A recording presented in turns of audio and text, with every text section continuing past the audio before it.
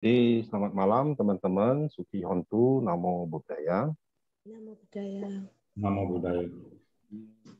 Malam ini perdana ya, kita perdana untuk grup Bahu Sutta ya, untuk pembahasan Dhamma, di mana kita akan bawakan topik yang dibawakan oleh Samanera Abhisarano. Topiknya yaitu Satta Bojjhanga ya, 7 faktor pencerahan. Oke, mungkin sekilas saya bacakan dulu ya profil dari Bante dari Samanera Abhisarano. Beliau lahir di Jakarta 29 Juni 97 ya. Mungkin nama panggilannya Johan Carli Saputra. Ya, jadi menamakan sekolah di SMK Dhammasawana Tambora, Jakbar. Kemudian lanjut kuliah STAB Kertarajasa ya, kemudian ditabiskan menjadi Samanera di Mahawihara Buddha Manggala Balikpapan, yaitu tahun 2015 tanggal 5 Juli ya. Nama penabisannya Abi Sarano. Nah, beliau ini saya pernah mendengar ya di salah satu grup Zoom yang lain dipanggilnya Bante Cilik gitu ya. Tapi kalau kita sering mengikuti ya pembahasan beliau ya, sering mengikuti drama beliau, ya sebutannya udah nggak pas gitu, karena ya kalau dinilai dari cara penyampaian ya, dinilai dari materi penyampaiannya, ya Cilik itu udah nggak pas gitu ya. Oke, jadi supaya menghemat waktu kita langsung mulai ya. Satta Bojjhanga. Oke, silakan Bante. Terima kasih, Ko Sutrisno.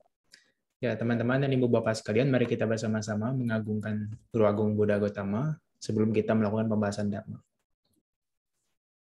Namo tassa bhagavato arahato sama sambuddhassa. Namo tassa bhagavato arahato sama sambuddhassa. Namo tassa bhagavato arahato sama sambuddhassa. Selamat malam Ibu Bapak dan teman-teman sekalian. Pada malam ini saya punya kesempatan yang bagus, bahwasanya saya diminta untuk menyampaikan satu uraian tentang Satta Bojjhanga, satu topik Dhamma yang cukup menarik, yaitu tentang 7 faktor pencerahan. Satta itu adalah 7, Bojjhanga itu adalah pencerahan. Barangkali hari ini hanya sebagai pengenalan berkaitan dengan apa itu Satta Bojjhanga, karena saya memang diminta untuk menyampaikan bagaimana penerapannya dalam kehidupan sehari-hari. Tetapi kalau saya melihat di dalam materi yang saya punya, itu bisa disampaikan dalam 3 session sebenarnya. Hari ini adalah pengenalannya, untuk session berikutnya itu adalah faktor-faktor yang bisa membangkitkan berkaitan dengan 7 hal tersebut, yang bisa ditemukan dalam Satipatthana Sutta, yaitu berkaitan dengan kitab komentarnya. Di sana disebutkan dari komentar Satipatthana Sutta berkaitan dengan 7 faktor pencerahan ini bisa dibangkitkan dengan faktor-faktor tertentu. Itu bisa dibahas dalam satu session. Nah, session berikutnya adalah framework lain berkaitan dengan keterkaitan 7 faktor pencerahan ini.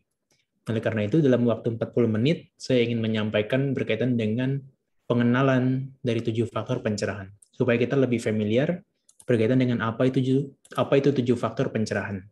Ya, nah, Ibu Bapak dan teman-teman sekalian, izinkan saya untuk menyampaikan penyampaian Dhamma pada hari ini dengan share screen ya. Hari ini saya mau share screen, ada satu materi yang sudah saya susun.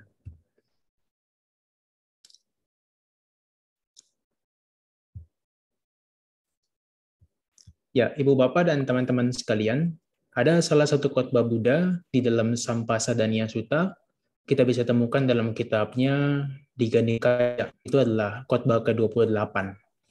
Kalau versi PTS bisa ditemukan di buku ketiga, halaman 102. Nah, Ibu Bapak dan teman-teman sekalian, ada banyak sekali Sang Buddha menyebutkan berkaitan dengan Satta Bojjhanga atau 7 faktor pencerahan. Ya, khususnya ketika di dalam khotbah ini Sang Buddha menyebutkan bersama-sama dengan 6 sets atau 6 pasang ya. Bukan 6 pasang sih, tapi berkaitan dengan 6 rangkai yang lainnya, sehingga menjadi 7 rangkaian atau dibilang 7 set sebagai 37 faktor-faktor pencerahan. Nah, salah satunya di sana adalah 7 faktor pencerahan sempurna atau penerangan sempurna yang kita sebut sebagai Sata Bojjhanga. Nah, ini disebutkan oleh Buddha bahwasanya kita sebagai umat Buddha patut sekali untuk mengembangkan salah satunya adalah Sata Bojjhanga ini. Nah, di antara manusia di dunia ini, Sang Buddha yang mampu mengajarkan dhamma yang berkaitan dengan 7 faktor pencerahan ini. Nah, Ibu Bapak dan teman-teman sekalian, kalau kita melihat di dalam Mahasakaludaya Sutta, Sang Buddha juga menyebutkan berkaitan dengan 7 faktor pencerahan ini di dalam beberapa khotbah Sang Buddha, seperti di dalam Tiga Nikaya, di dalam buku kedua, dan juga Majjhima Nikaya, bahkan di Sangyutta Nikaya, dan juga di Anguttara Nikaya. Yang saya garis kuning yang di sebelah saya ini, itu adalah 7 faktor pencerahan yang bisa ditemukan di dalam beberapa khotbah Buddha. Nah, bahkan juga disebutkan di dalam kitab Anguttara Nikaya. Nah, Ibu Bapak bisa mempelajari hal-hal seperti ini, khususnya Sata Bojjhanga, di dalam khotbah-khotbah tersebut. Nah, dalam Mahasakaludaya Sutta, itu salah satunya disebutkan berkaitan dengan pengembangan berkaitan dengan Sata Bojjhanga, itu bisa dilakukan bersama-sama dengan 6 dari rangkaian yang lainnya sehingga membentuk 7 rangkaian ini. Ya. Jadi totalnya ada 7, kalau di total ada 37 faktor-faktor pencerahan. Tapi yang dikatakan sebagai materi malam ini fokusnya hanyalah Sata Bojjhanga, faktor pencerahan yang berkaitan dengan 7 hal ini.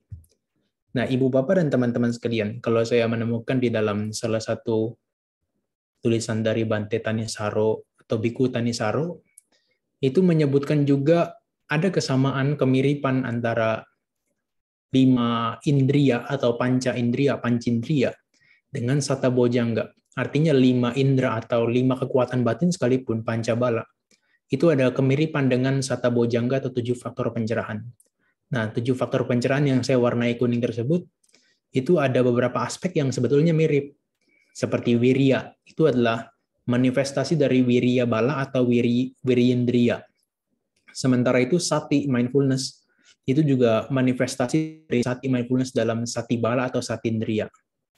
Demikian juga dalam kelompok samadhi atau konsentrasi, atau katakanlah ketenangan dari samadindriya atau samadhi bala, itu bisa ditemukan di dalam Sata Bojjhanga mengacu kepada 4 hal ini, teman-teman dan Ibu Bapak sekalian.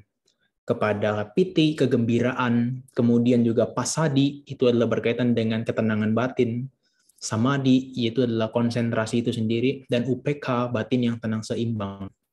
Nah, hal-hal ini dikatakan sebagai bagian daripada samadhi atau ketenangan batin.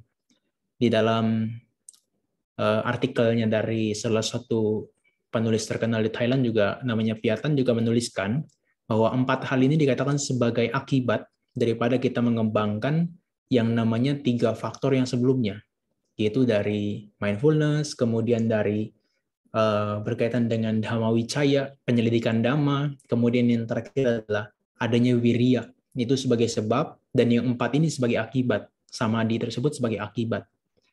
Nah, artinya di dalam ini kita menemukan adanya yang nanti bisa bertindak sebagai sebab untuk memunculkan aspek-aspek batin lainnya, seperti yang 4 dalam samadhi ini, itu sebagai akibatnya. Nah, teman-teman dan Ibu Bapak sekalian, tapi upekha di sini, di dalam tulisannya Bante Thanissaro juga disebutkan masuk dalam kategori panya atau wisdom, bijaksanaan. Karena ini adalah upekha yang bukan berkaitan dengan perasaan saja, tapi upekha yang berkaitan dengan respon batin seseorang. Kalau teman-teman dan Ibu Bapak sekalian mempelajari faktor-faktor batin dalam Abhidhamma, maka bisa mengenal istilah tatra majatata, respon batin yang tenang seimbang ketika seseorang itu menemukan berkaitan dengan fenomena yang tidak menyenangkan atau bahkan fenomena yang menyenangkan. Dia tidak melekat dan juga tidak tertarik untuk membenci. Jadi dia bisa tenang seimbang di tengah-tengah sebagai respon batinnya. Nah, di sisi yang lain, selain upekha sebagai panya atau kebijaksanaan, keseimbangan batin juga ditemani dengan Dhamma Wicaya.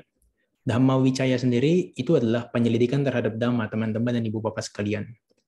Artinya, dia adalah bertugas untuk menyelidiki Dhamma yang berkaitan dengan nama dan rupa.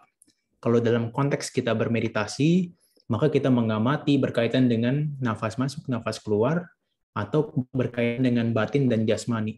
Maka itu adalah penyelidikan terhadap Dhamma. Nah, artinya batin kita ini adalah batin yang menganalisa. batin yang menganalisa itu berkaitan dengan batin yang bijaksana atau batin yang berpengetahuan. Nah, oleh karena itu, Ibu Bapak, kalau kita menemukan secara gambaran ini aja, kita menemukan bahwa Sata Bojangga itu sebetulnya memiliki manifestasi dalam pancabala atau pancindriya. Ya, hanya saja pancabala ini dan pancindriya disebutkan tidak ada pembedaan ya antara aspek-aspeknya, seperti sada, wirya, sati, samadhi, dan panya. Tapi kalau Sata Bojangga dia diperlebar yang berkaitan dengan samadhi dan juga panya, sehingga dia bisa ditemukan berkaitan dengan 7 faktor. Nah, itu Ibu Bapak dan teman-teman sekalian hanya sebagai pengenalan berkaitan dengan Sata Bojangga. Nah, maka kalau kita membaca juga salah satu rangkuman yang ditulis oleh moderator kita, Ko Sutrisno ini, berkaitan dengan Anapanasati Sutta, itu kalau Ibu Bapak membaca tentang khotbah Buddha tentang keluar masuknya nafas, pengamatan terhadap keluar masuknya nafas, maka yang namanya sati, mindfulness, untuk mengembangkan 4 landasan perhatian penuh, itu nanti bisa mengondisikan seseorang untuk memunculkan yang namanya Sata Bojangga, untuk bisa memunculkan yang namanya 7 faktor pencerahan, sehingga nanti bisa muncul yang namanya wija dan wimuti. Wija itu adalah pengetahuan, dan wimuti adalah kebebasan, berkaitan dengan maga dan pahala. Sehingga umat Buddha khususnya berlatih sebagai umat Buddha, tujuannya adalah untuk memperoleh wija dan wimuti, yaitu pengetahuan dan juga kebebasan, berkaitan dengan jalan dan buahnya, maga dan pahala. Prosesnya bisa digambarkan dengan secara seperti ini. Orang yang berlatih meditasi, maka dia akan mengetahui bahwa mindfulness yang dia kembangkan adalah terhadap 4 landasan ini. Terhadap kaya, itu adalah jasmani, kemudian wedana, terhadap perasaan, cita, terhadap pikiran, dan dhamma adalah terhadap objek batinnya. Nah, ini adalah rangkaian dari orang yang berlatih vipassana, Ibu Bapak dan teman-teman sekalian. Dengan mempraktekkan 4 landasan perhatian penuh ini, penegakan 4 landasan perhatian penuh ini, seseorang bisa mengembangkan yang namanya 7 faktor pencerahan tadi. Bisa terkondisi untuk mempraktekkan 7 faktor pencerahan tersebut. Ya. Nah, maka ada salah satu Buddha di dalam Himalaya Sutta. Kalau Ibu Bapak membaca di dalam Sangyutta Nikaya dari Bojangga Sangyutta, yaitu di kelompok 46 sutta pertama sekali. Itu disebutkan begini, teman-teman dan Ibu Bapak, kenapa Sata Bojangga itu penting untuk dikembangkan. Berdasarkan pada pegunungan Himalaya, Raja Pegunungan, para naga, dia memelihara tubuh mereka dan memperoleh kekuatan. Nah, ketika mereka memperoleh tubuh mereka dan memperoleh kekuatan, mereka pergi ke kolam-kolam, dari kolam-kolam mereka pergi ke danau-danau, kemudian ke sungai-sungai kecil, kemudian ke sungai-sungai besar, dan akhirnya mereka pergi ke samudra. Di sana mereka mencapai kebesaran dan kekuatan tubuh mereka. Nah, demikian pula dengan berlandaskan moralitas, kokoh di atas moralitas, seorang biku itu dia mengembangkan dan berlatih berkaitan dengan 7 faktor pencerahan. Dan karenanya ia bisa mencapai kebesaran dan kekuatan dalam kondisi-kondisi yang bermanfaat. Artinya, Ibu Bapak dan teman-teman sekalian, dengan pelatihan kita yang pertama sekali itu dengan moralitas, itu bisa mengondisikan untuk kondisi mempraktekkan yang namanya Sata Bojangga, untuk mengembangkan faktor-faktor pencerahan yang berkaitan dengan Sata Bojangga. Sehingga seperti yang tadi, ketika moralitas dikembangkan, Sata Bojangga dikembangkan, dia akan memperoleh yang namanya kebesaran, yaitu juga berkaitan dengan wija dan wimuti, kebebasan dan juga pengetahuan. Nah, oleh karena itu, atas instruksi ini yang diungkapkan oleh Sang Buddha, maka 7 faktor pencerahan adalah satu hal yang paling fundamental sebagai jangkar pelatihan bagi umat Buddha untuk memperoleh yang namanya pembebasan. Nah, Ibu Bapak dan teman-teman sekalian, kalau kita melihat dan merangkum dari Anapanasati Sutta dan juga di dalam Bojangga Sangyutta, maka kita menemukan 7 faktor pencerahan ini adalah faktor-faktor yang penting di dalam kehidupan kita. Apakah kita dalam belajar, apakah kita dalam bermeditasi, artinya apakah kita dalam tahap pariyati, dalam tahap pati-pati, dan juga dalam tahap patiweda. Kalau saya sebutkan di sini adalah berkaitan dengan sati yang pertama, mindfulness. Ibu Bapak perlu mengingat bahwa sati, mindfulness yang paling pertama. Saya heran kenapa di sini disebutkan sati adalah yang paling pertama. Nah, jawabannya bisa ditemukan di dalam Agi Sutta, Ibu Bapak dan teman-teman sekalian. Agi Sutta adalah salah satu khotbah Buddha yang bisa ditemukan dalam kelompok yang sama di Bojangga Sangyutta. Itu di dalam Sutta ke-53. Itu disebutkan di paling akhir sekali bahwa mindfulness adalah paling bermanfaat di setiap waktu, setiap saat. Satinca kawahang bikawe sabati kang wadami. Bahwa Sang Buddha katakan wadami, satinca, bahwa sati itu adalah sabati kang, dia bermanfaat setiap waktu, setiap saat. Untuk menyeimbangkan faktor-faktor lainnya yang dikatakan sebagai faktor yang aktif dan faktor yang pasif. Jadi nanti kalau kita belajar framework daripada Sata Bojjhanga, kita akan menemukan bahwa dari 6 yang lainnya selain sati atau mindfulness, ternyata ada faktor-faktor yang aktif dan pasif yang memang perlu diseimbangkan oleh mindfulness. Sehingga mindfulness dikatakan adalah yang paling penting dan paling fundamental di dalam setiap waktu, setiap saat, dalam setiap kondisi. Nah, itu barangkali salah satu asumsi yang bisa dijadikan alasan kenapa mindfulness atau sati ditempatkan yang paling pertama. Dan di sisi yang lain, kalau kita membaca nanti framework yang lain, melihat framework yang lain, maka sati juga bisa mengondisikan faktor-faktor yang lainnya untuk bisa muncul. Dan di sisi lain, ini adalah, kalau saya perhatikan di framework lainnya, ini adalah sesuatu yang looping sebetulnya. Dari sati, dia akan berputar ke kanan, Dhamma Wicaya, ke Wirya, ke Piti, Pasadi, terus dia berputar, nanti balik lagi ke sati. Supaya nanti bisa menimbulkan, kalau dalam istilah teknologi adalah, dia menjadi spiral. Semakin lama dia akan semakin besar, dan dia akan memiliki kekuatan yang semakin besar. Jadi bukan seperti lingkaran ya, looping yang berputar situ-situ terus, tapi adalah spiral yang nantinya dia punya kekuatan yang besar, bisa membuat kita memiliki wija dan vimuti, pengetahuan dan juga pembebasan. Nah, Ibu Bapak, saya sebutkan bahwa yang pertama adalah sati mindfulness. Ini adalah banyak disebutkan di dalam khotbah-khotbah Buddha, khususnya dalam Anapanasati Sutta salah satunya, dari Majjhima Nikaya, Sutta ke-118, ataupun dari Mahasatipatthana Sutta. Itu di dalam khotbah Sang Buddha yang di Dika Nikaya khotbah ke-22. Itu disebutkan tentang sati, pelatihan sati secara terperinci. Secara terperinci kalau dalam Satipatthana Sutta atau Mahasatipatthana Sutta itu adalah berkaitan dengan 4 landasan perhatian. Ya, dari mulai jasmani disebutkan secara detail, kemudian secara perasaan secara detail, kemudian dalam aspek pikiran dijabarkan juga secara detail, dan yang terakhir dalam aspek objek-objek pikiran itu juga secara detail. Tapi yang lebih spesifik menurut saya adalah di dalam Anapanasati juga disebutkan itu dalam tahap secara praktikalnya bagaimana pengembangan Anapanasati itu bisa mencakup yang namanya 4 landasan perhatian penuh. Yang nanti barangkali dalam waktu yang singkat ini bisa kita jelaskan sedikit ya. Nah, kemudian yang kedua adalah Dhamma Wicaya, Ibu Bapak dan teman-teman sekalian.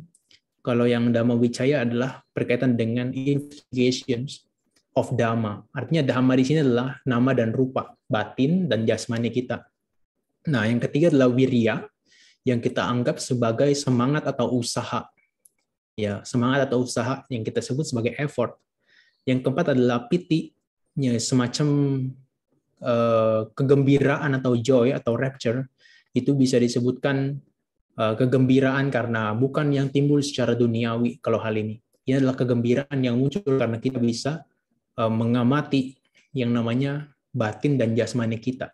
Kalau dalam tahap konteks kita bermeditasi, ketika kita mengamati keluar masuknya nafas di kedua lubang hidung kita, masuk keluar, ketika kita bisa mengamati itu terus-menerus secara berkesinambungan, maka secara otomatis piti akan muncul dengan sendirinya. Nah, piti yang muncul, Ibu Bapak, dia akan punya satu fungsi yang bagus untuk memunculkan faktor yang berikut namanya pasadi. Pasadi itu adalah ketenangan batin dan juga ketenangan secara jasmani. Jadi bukan hanya ketenangan batinnya, tapi juga ketenangan secara jasmaninya. Jadi kita bisa tenang secara batin dan secara jasmani, itu disebut sebagai pasadi, ketenangan batin, tranquility.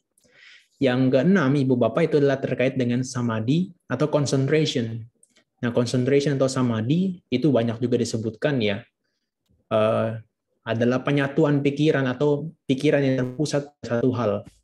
Jadi bisa dikatakan kita punya batin yang sebetulnya dalam keseharian tuh dia sudah muncul, hanya saja intensitasnya, sensitivitasnya tidak terlalu kuat seperti kita dalam bermeditasi. Ketika kita mengamati napas masuk, napas keluar, lama-kelamaan, ketika jasmani dan batin sudah tenang, maka dia akan bisa memunculkan yang namanya penyatuan pikiran pada satu objek.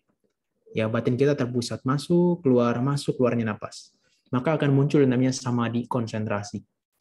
Dan akibat dari samadhi itu akan bisa memunculkan UPK, batin yang tenang seimbang. Nah, batin yang tenang seimbang, dia akan bisa melihat atau mengatasi berkaitan dengan kemelekatan dan juga berkaitan dengan kebencian. Artinya batinnya tidak terseret pada loba, batinnya juga tidak terseret pada dosa. Dia bisa berdiri tenang seimbang di tengah-tengah tanpa terkontaminasi dengan perasaan yang menyenangkan ataupun yang tidak menyenangkan.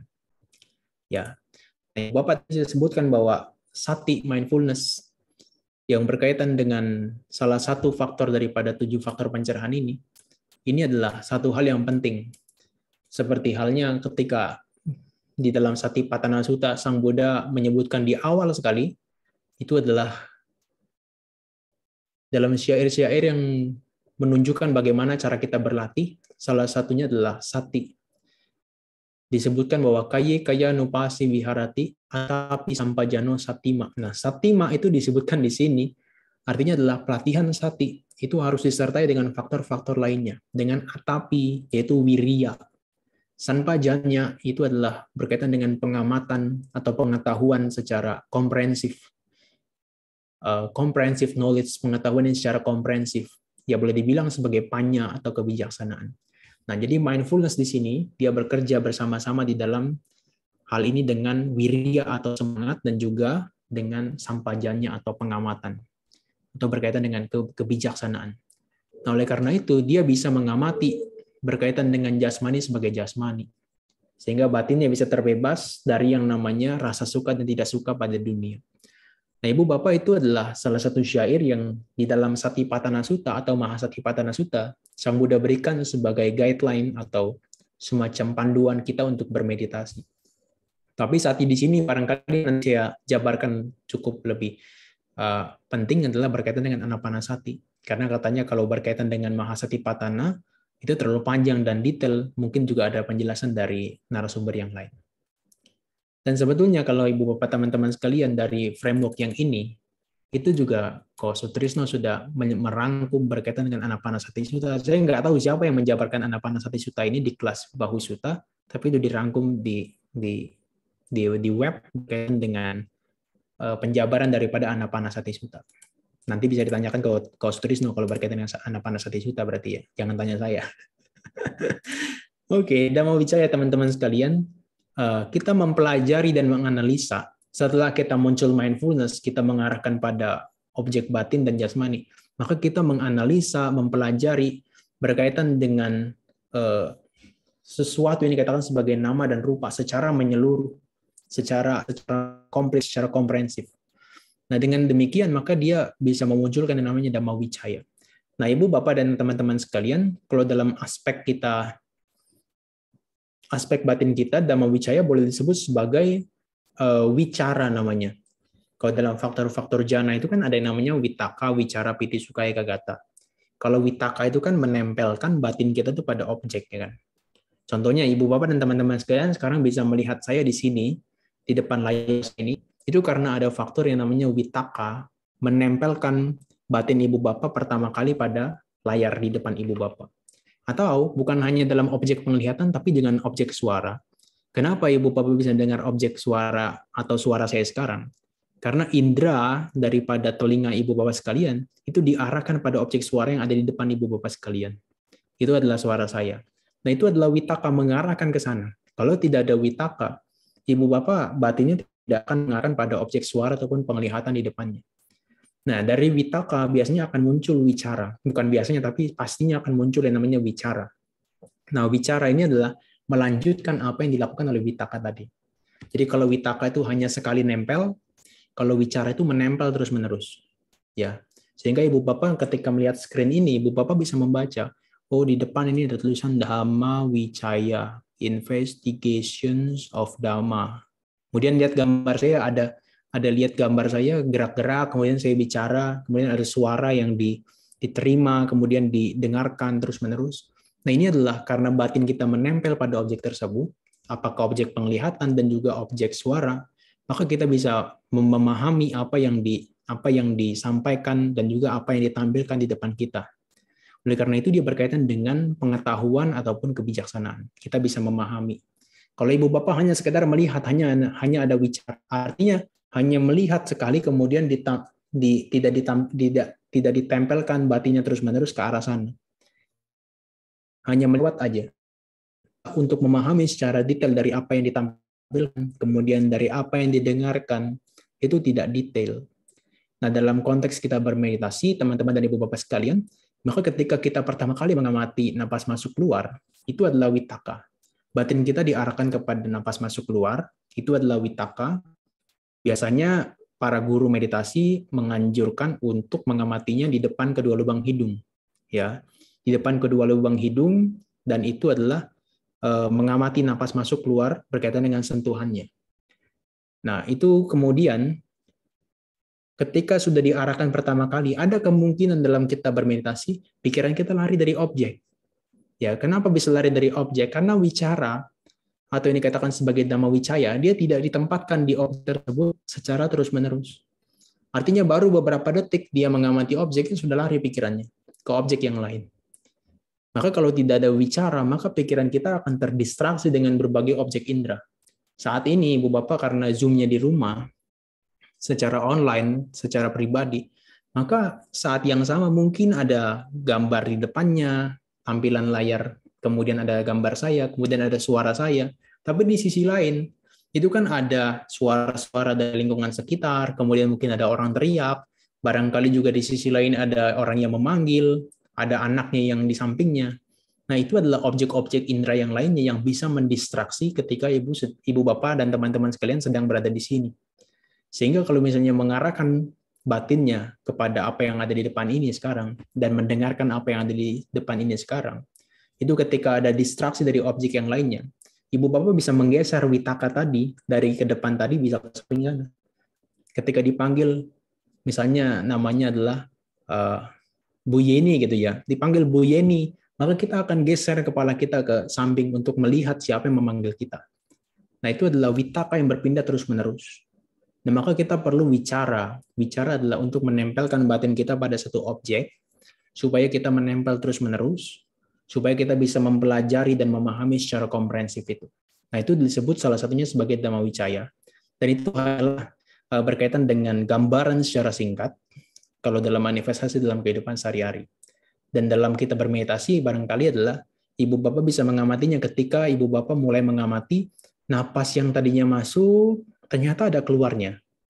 Ya kan? Ketika batinnya itu diarahkan ke napas, ibu bapak jadi tahu karena ada dhamma wicaya ini atau wicara tadi. Ketika napas masuk, ternyata dia ada keluarnya. Ketika napas masuk, ternyata ada napas yang panjang atau yang pendek. Ketika mengamati napas masuk, ternyata ada hangat, ada dingin, ada kasar, ada halus. Ketika mengamati napas keluar juga demikian. Bahkan di sisi lain, kalau orang yang sudah cukup sensitif batinnya, ketika dia mengamati napas masuk, dia seakan-akan bisa mengamati keseluruhan jasmaninya. Ya, dia bisa mengetahui secara keseluruhan jasmaninya. Begitu juga ketika dia mengamati napas keluar. Dan kemudian dia bisa mengetahui berkaitan dengan perasaannya yang muncul ketika apakah perasaan nyaman ketika mengamati nafas masuk, apakah perasaan tidak nyaman ketika mengamati nafas keluar, dan seterusnya. Nah, itu adalah karena kita memiliki dhamma wicaya, atau yang kita sebut sebagai wicara, kita tempelkan batin kita terus-menerus pada objek meditasi kita. Ya, dalam kita belajar juga begitu, Ibu Bapak sekalian. Kalau kita baca tabung ini di depan kita, kalau kita hanya punya wittaka saja, nggak ada peran dari wicara, maka kita hanya bisa lihat sekilas saja, habis itu kita pergi lagi dari objek tersebut. Maka kalau misalnya hanya wittaka, tidak ditempelkan batinnya di sana dengan dhamma wicaya atau wicara tadi, maka kita tidak akan bisa membaca keseluruhan daripada teks yang ada di dalam tabung tersebut. Atau di tabung tersebut ya, bukan di dalam tabung. Nah, sehingga Ibu Bapak sekalian, artinya dengan demikian, dhamma wicaya membantu kita untuk memahami sesuatu secara komprehensif dan jelas. Ya, tanpa ada dhamma wicaya, kita tidak akan bisa mengamati atau mengetahui yang berkaitan dengan batin dan jasmani secara jelas. Nah, wirya, Ibu Bapak dan teman-teman sekalian, kita sudah tahu beberapa hal yang berkaitan dengan wirya adalah batin yang bersemangat, batin yang memiliki usaha, batin yang membantu kita untuk lebih exert itu adalah bertenaga. Kemudian bisa membantu kita untuk bergairah dalam kita mengamati objek meditasi. Nah, biasanya dia muncul dalam konteks kita bermeditasi, ya bukan hanya sekedar kita kerahkan, tapi ketika kita bisa mengamati napas masuk keluar objek meditasi kita dengan jelas, dengan dengan tajam, maka wirya ini akan bisa timbul dengan sendirinya. Secara otomatis dia bisa menjadi sesuatu yang membuat kita terus-menerus mengamati jasmani dan juga batin kita. Konteksnya adalah salah satunya nafas. Maka kita bisa bersemangat karena kita bisa menangkap batin kita itu, menangkap objek meditasi kita dengan jelas. Makanya kalau kita bermeditasi, kalau kita bisa mengamati dengan cepat, yaitu nafas kita, maka wirya, semangat itu akan muncul secara spontan dan juga muncul membuat batin kita tuh bergairah dalam mengamati nafas. Tapi kalau misalnya nggak bisa menangkap nafas kita, menangkap objek meditasi kita, maka cenderung pikiran kita akan lari, malas mengamati, dan kita tidak bertenaga. Nah, ini adalah wirya atau yang dikatakan sebagai effort, energi. Nah, piti, ibu bapak dan teman-teman sekalian, piti di sini adalah kegembiraan yang di dalam konteks kita keseharian barangkali kegembiraan kalau misalnya dapat uang dan sebagainya. Tapi piti dalam 7 faktor pencerahan ini adalah berkaitan dengan piti, kegembiraan yang muncul karena kita bisa mengamati objek meditasi kita atau objek pengamatan kita. Sepertinya tadi yang saya katakan, ketika kita bisa mengamati terus-menerus nafas masuk keluar, maka akan muncul yang namanya semangat. Nah, semangat itu akan membangkitkan yang namanya piti atau kegembiraan kita. Nah, kegembiraan ini adalah bisa masih kegembiraan yang kecil. Nah, itu bisa dirasakan secara jasmani. Kemudian nanti sampai kita bertahap kegembiraan yang sifatnya besar sampai kita merasa seperti ombak yang berderu di dalam jasmani kita. Nah, itu bisa dibaca dalam kitab Visuddhimagga, yaitu tambahan penjelasan berkaitan dengan piti atau kegembiraan. Nah, ibu bapak dan teman-teman sekalian, ketika kita punya piti, ketika kita mampu menenangkan piti atau kegembiraan tadi, kita akan punya pasadi. Pasadi itu adalah ketenangan batin dan juga ketenangan jasmani. Jadi yang dikatakan sebagai kaya pasadi dan cita pasadi. Itu adalah karena kita punya ketenangan secara jasmani, kaya, dan juga cita batin kita. Nah, karena kita tenang, maka kita punya karena kita punya kegembiraan tadi, joy, menikmati objek meditasi kita, maka kita terbawa untuk mengalami yang namanya ketenangan secara jasmani, kaya dan cita pasadi. Oleh karena itu, ibu bapak, ini sebagai faktor yang kelima yang muncul sebelum kemunculan yang namanya samadhi atau konsentrasi. Jadi kalau kita bermeditasi, maka ditandai dengan ketenangan batin dan jasmani, maka akan muncul yang namanya konsentrasi nantinya. Ya, karena batin kita dan jasmani kita sudah tidak terdistraksi dengan gangguan-gangguan atau reaksi-reaksi yang sebetulnya tidak penting di dalam jasmani kita. Ya, itu sudah berhasil kita tenangkan, dan maka nanti muncul yang namanya samadhi atau konsentrasi. Nah, konsentrasi itu akan membantu batin kita untuk citta saekagata. Citta itu adalah berkaitan dengan batin kita, citta saekagata. Ekagata adalah dari kata eka dan gata. Eka dan gata adalah tertuju pada satu objek, dan eka adalah pergi, gata adalah pergi, dan eka adalah satu. Jadi batin kita tertuju pada satu objek, yang itu membuat kita menjadi terpusat. Citta saekagata. Dan batin kita yang berkonsentrasi biasanya ditandai dengan awikepa. Awikepa adalah tidak goyang, tidak bergejolak. Artinya ketika kita punya samadhi, karena batin dan jasmani sudah tenang, hasil daripada pengamatan napas masuk, napas keluar tadi, maka batin kita akan tidak tergoyang atau tidak bergejolak. Maka dia akan memiliki batin yang citta saekagata, terpusat pada satu objek. Dia akan bisa mengamati napas masuk, keluar terus-menerus, sampai dia tercerap dalam objek tersebut. Nah, itulah ibu bapak, kalau kita sudah punya ketenangan secara batin dan jasmani, akan menggiring kita untuk memiliki yang namanya samadhi atau konsentrasi. Yang terakhir dari samadhi tadi, dia bisa mengondisikan yang namanya upekha atau ketenangan batin, yang saya katakan sebagai respon batin kita terhadap sesuatu yang menyenangkan atau yang tidak menyenangkan, untuk membuat kita tidak melekat atau juga tidak benci. Kita bisa stay. Nah, ini kita bisa dapatkan secara maksimal ketika kita mencapai minimal adalah jhana keempat, yang di mana batin kita sudah sangat terpusat dan batin kita punya keseimbangan batin yang namanya upekha. Nah, di jhana keempat itu bisa kita dapatkan yang namanya upekha berkaitan dengan keseimbangan batin dan batin yang terpusat. Ini kita bisa rasakan secara maksimal dalam kondisi tersebut. Tapi dalam keseharian apakah bisa dirasakan? Ya mungkin saja bisa dirasakan. Ketika kita mengalami ketenangan secara jasmani kita, kemudian kita memiliki ketenangan secara batin karena mengamati napas masuk, napas keluar, masuk, keluar, dan seterusnya, maka kita memusatkan batin itu semakin lebih mendalam, dan ketika keterpusatan itu lebih mendalam, distraksi dari hal-hal yang sifatnya eksternal, yang bukan objek dari meditasi kita tidak akan terpengaruh lebih kuat lagi di dalam kondisi tersebut. Jadi kita bisa stay sebagai respon batin kita, tidak terpengaruh terhadap sesuatu yang menyenangkan dan tidak menyenangkan tadi. Ya, itu bisa jadi coba dirasakan dalam kita bermeditasi dalam keseharian. Ya, ketika mengamati napas masuk keluar, maka akan tidak sangat signifikan, tidak dominan batin kita untuk mengarah pada kemelekatan atau mengarah pada kebencian. Karena kita bisa mengamati batin kita itu, dia sangat dominan pemahamannya, bukan pemahaman juga, tapi dominan untuk pengamatannya terhadap napas masuk dan napas keluar, sehingga distraksi terhadap objek-objek yang di luar itu tidak terlalu signifikan dan dominan. Nah, Ibu Bapak dan teman-teman sekalian, kalau tadi saya sebutkan, saya akan sampaikan berkaitan dengan sati dalam waktu yang singkat aja. Ibu Bapak bisa melihat dalam 16 tahapan kita mengamati napas masuk dan napas keluar. Jadi Ibu Bapak, kalau kita misalnya baru bermeditasi, pertama sekali kita pasti akan memilih objek, yaitu dengan memilih objek nafas masuk, nafas keluar biasanya. Atau dengan objek-objek yang lainnya, Ibu Bapak bisa melakukannya. Kalau sekarang kan banyak sekali perkembangan yang terjadi, apakah dengan mengamati abdomen perut yang bergerak naik turun, kemudian kembung kubis dan sebagainya. Tapi kalau yang secara umum adalah anapanasati, mengamati keluar masukin nafas, ini kita bisa lihat dalam 16 tahapan, maka Ibu Bapak akan mengalami ini satu persatu untuk mengalami batin yang tenang, batin yang diliputi dengan konsentrasi, dan nanti bisa dijadikan landasan untuk berwipasana. Tapi Ibu Bapak melihat di sini, 16 tahapan ini dibagi menjadi 4 klasifikasi besar yang disebutkan sebagai jasmani, kemudian yang kedua adalah perasaan, feelings, yang ketiga adalah pikiran, dan juga mind object atau objek batin.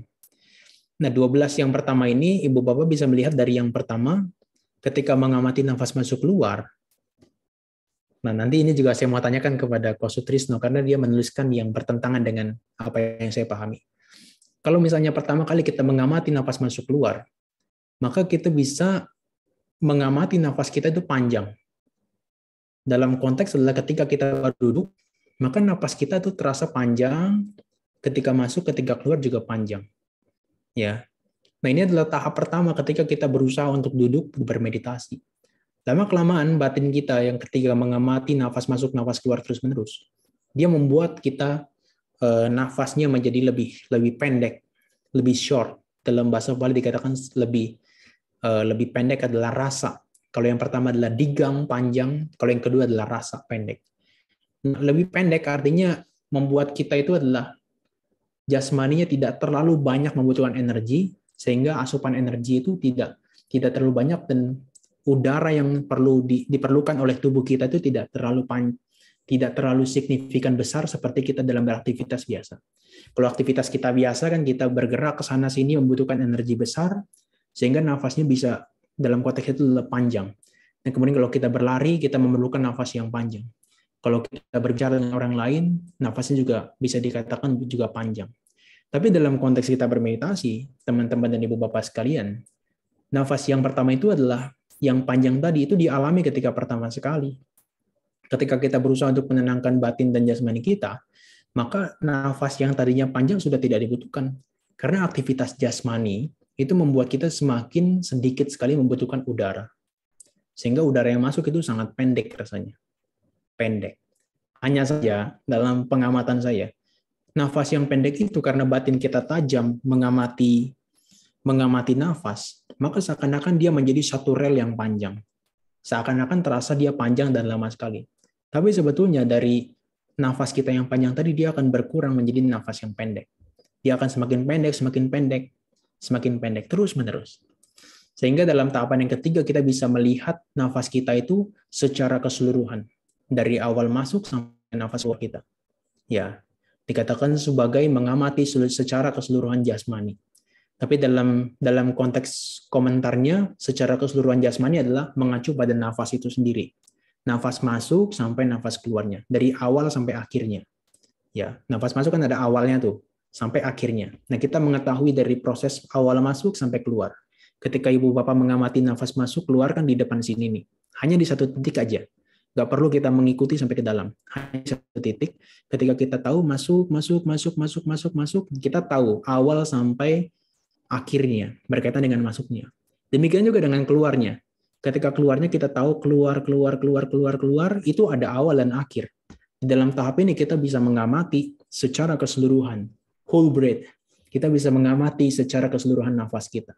Itu yang disebut sebagai sabakaya pati sangwedi. Mengetahui secara keseluruhan jasmani atau secara nafas kita yang secara seluruhnya. Sehingga nanti di tahap keempat ketika kita sudah bisa melihat secara keseluruhan nafas kita secara sepenuhnya, kita bisa masuk ke dalam tahap yang keempat, itu menenangkan jasmani kita, menenangkan nafas kita, menjadi lebih tenang, menjadi lebih calm, menjadi lebih terkendali. Nah, terkendali dalam konteks adalah tidak menggebu-gebu. Reaksi-reaksi batin yang ada di dalam tahap ketiga tadi sudah kita tenangkan. Ya, sabakaya pati sangwedi sudah kita tenangkan menjadi kaya sangkarang adalah reaksi-reaksi jasmaninya yang berkaitan dengan nafas yang menggebu-gebu tadi semakin kita rilekskan. Sehingga dalam kita bermeditasi, lama-kelamaan ketika kita bisa mengamati nafas masuk, nafas keluar secara terus-menerus, maka batin kita melihat nafas itu akan semakin lama semakin lembut, sampai reaksi yang bergejolak itu dalam nafas tidak ada. Ya. Nah, nanti kita bisa merasakan dalam konteks perasaan, kemudian juga kita bisa melihat batin kita yang menikmati, ada joy di sana, kemudian ada suka, happiness, kemudian ada understanding mental function. Nah, Ibu Bapak bisa melihat di sini ya, lebih jelas. Nah, ada piti, kemudian ada cita sangkara, kemudian ada piti, ada suka, kemudian yang ketiga adalah cita sangkara. Ya, kemudian cita sangkara adalah mengacu kepada piti, suka, di mana witaka dan wicara, yang tadi witaka dan wicara itu sudah mulai redam. Ya, witaka dan wicara itu adalah berkaitan dengan witaka dan wicara itu sudah mulai diketahui, cita sangkara, bentuk-bentukan dari batin kita, ya, yang mengamati berkaitan dengan napas tadi. Nah, nanti yang cita sangkara tadi ditenangkan, pasambayang cita sangkara tadi. Nah, ini Ibu Bapak bisa dilakukan ketika kita mengamati nafas yang masuk, asasi samiti, dan ketika kita mengamati nafas keluar. Nah, nanti Ibu Bapak bisa melihat juga tahapan berikutnya masuk ke dalam cita pati sangwedi, adalah kita bisa mengamati cita atau pikiran kita yang sudah tenang tadi. Pikiran yang sudah tenang tadi, kemudian bisa merasakan batin yang sudah mulai terpusat nantinya, samodahang tadi, kemudian yang vimut, yang dia mengetahui berkaitan dengan batin yang terbebas. Secara terus-menerus Ibu Bapak nanti dari pelatihan sati ini bisa mengondisikan yang namanya faktor-faktor pencerahan yang lainnya muncul. Seperti yang tadi saya sebutkan, berkaitan dengan Dhamma Wicaya dan seterusnya. Artinya, ketika kita melakukan pengamatan terhadap napas masuk keluar, 6 faktor pencerahan yang lainnya itu sudah bersama-sama bekerja, Ibu Bapak. Dhamma Wicaya, Wirya, Piti, Pasadi, Samadhi, dan UPK, dia sama-sama bekerja di dalamnya untuk mengamati napas masuk dan keluar tadi. Sehingga nanti di dalamnya tadi, yang saya sebutkan tadi, Ibu Bapak akan bisa merasakan yang namanya samatha dan vipassana. Nah, dalam konteks ini yang saya temukan adalah 12 tahap pertama itu adalah mengacu kepada pencapaian untuk masuk ke dalam jhana atau mental absorption. Sementara di dalam kitab komentar disebutkan 12 tahap pertama ini bisa mengacu kepada samatha atau vipassana. Nah, sementara 4 tahap yang berikutnya ini adalah mengamati objek batin. Setelah batin kita mengalami kebebasan, yaitu masuk dalam kondisi jhana, maka dia bisa melatih yang namanya vipassana secara sepenuhnya, melihat anicca tidak kekal, melihat napas itu tidak kekal, melihat wiraga dia menjadi tidak tertarik, kemudian niroda dia menjadi melihat penghentian tadi, dan Patinisaga dia bisa melepaskan kotoran badannya. Maka itu disebut sebagai pelatihan daripada Vipassana. Yang itu muncul setelah seseorang itu mengembangkan jana atau faktor-faktor jana tadi. Nah, Ibu Bapak, ini adalah sebetulnya sati yang di dalam Anapanasati Sutta disebutkan untuk dilatih dalam kita mengamati napas masuk keluar secara tahapannya, barangkali hanya karena secara singkat ya tidak bisa komprehensif. Tapi dengan 16 tahapan ini bisa dilihat bahwa ada kondisi-kondisi, ada tahapan-tahapan yang harus kita lalui untuk kita bisa mencapai jana, kemudian juga kita bisa melihat batin itu sebagai anicca nantinya, kita tidak tertarik wiraga, kemudian niroda, dan juga patinisaga. Sehingga kalau kita melihat dengan kita praktek ini semua, berarti 7 faktor yang lainnya, 6 faktor yang lainnya selain sati atau mindfulness, itu juga sudah tergabung di dalamnya. Tergabung di dalamnya ketika kita hanya mengamati napas masuk keluar, 6 yang lainnya itu membantu sati untuk bekerja bersama-sama untuk bisa membuat seseorang itu muncul pengetahuan dan juga nantinya pada akhirnya kebebasan. Oleh karena itu, Ibu Bapak, barangkali 40 menit ini hanya sekedar pengantar berkaitan dengan 7 faktor pencerahan dan juga bagaimana cara kita melatih berkaitan dengan sati dalam Anapanasati. Terima kasih Ibu Bapak atas perhatiannya dan teman-teman sekalian, semoga bisa dipahami dengan jelas. Terima kasih Bante atas pembabarannya, ya, atas paparannya yang ya seperti pikiran saya di awal nggak cilik gitu ya, nggak sederhana, ya cukup mendalam gitu ya. Nah, jadi tadi mungkin sekilas kita bisa ambil gambaran ya. Jadi nanti pertama ya kasih gambaran Sata Bojangga itu ada di mana aja, di sutta apa aja, ya kan. Kemudian peranan dari per definisi dulu ya, per definisi dari sati, dhamma wicaya, wiriya, piti, pasadi, dan samadhi dan UPK ya. Kemudian peran sati ya didasari dari sati yang untuk dikatakan seperti pengkondisi lah ya untuk mendorong faktor-faktor yang lainnya seperti spiral gitu ya, bukan loop tapi spiral gitu ya. Sampai ke ya isi secara sekilas lah gambaran gitu dan dikaitkan dengan penerapannya dalam praktek meditasi itu yaitu pengamatan terhadap napas yaitu Anapanasati Sutta gitu ya. Cuman mungkin sedikit koreksi Bante, yang mengupload di web tulisan mungkin bukan saya Bante. Mungkin juga bukan tulisan saya, mungkin Oh, kesamaan beda nama mungkin ya. Namanya Hah? Sutrisno soalnya. Oh, mungkin sama aja Bante. Tapi saya Oke, nggak oke. pernah upload tulisan Anapanasati gitu. Ya, sepertinya bukan. Tapi mungkin saya boleh kasih pendapat yang tadi Bante katakan kalau pengamatan napas pertama kali ya mungkin harusnya sih panjang dulu ya kata Bante ya. Tadi ya. Panjang dulu harusnya. Hah? Harusnya Panjang dulu harusnya. panjang dulu ya gitu ya. Nah, tapi kalau kita lihat di mau di Anapanasati ataupun di Satipatthana ya Digang dan Rasang itu bukan urutan itu sebenarnya mungkin ya pendapat saya sih bukan urutan gitu ya. Jadi fenomena napas itu ya boleh kadang-kadang orang mengamatinya seperti panjang atau seperti pendek gitu ya. Kadang-kadang misalnya kalau kita lari terengah-engah ya nafasnya mulai dari awal pertengahan sampai akhir napas ya itu kan yang sering kalau kita ikut latihan ya itu yang sering diwajibkan untuk diperhatikan ya. Kalau bisa lebih teliti ya dari awal, pertengahan, akhir. Nanti lebih teliti lagi mungkin dalam satu tarikan nafas itu bukan cuma awal, tengah, dan akhir, ya kan? Tapi ada step-stepnya itu ya seperti bergelombang atau seperti ya sepertinya pendek gitu loh. Nah, mungkin kalau konsentrasi Bante udah bagus ya bisa mengamati dalam satu tarikan nafas itu seolah-olah pendek, dalam satu tarikan yang panjang seolah-olah banyak yang pendek-pendek gitu ya mungkin ya. Ya itu saya juga pernah mendengar penjelasan dari apalah ya guru meditasi gitu. Ya itu ya nggak tahu benarnya ya. Mungkin Bante bisa kasih pendapat. Oke. Oke, thank you. Terima kasih. Ya.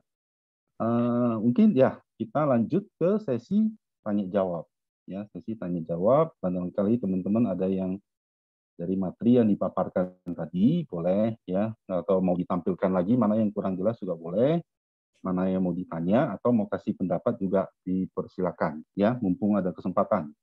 kita cuma dibatasin 3 kali pertemuan ya Bante ya. Ya 3 kali aja lah. 3 kali ya. Kelamaan bosan Berharap nanti. di 30 kali Bante. Kelamaan bosan nanti. Ya oke ya silakan teman-teman ya. Nah.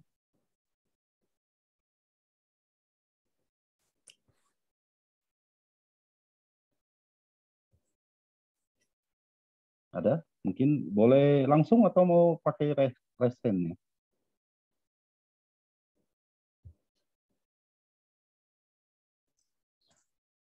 Bisa langsung unmute sendiri kalau mau langsung bicara. Oke. Ini udah bisa unmute ya? Ya, bisa. Ya? Silakan. Kalau mau langsung, silakan unmute. Kalau mau raise hand, silakan.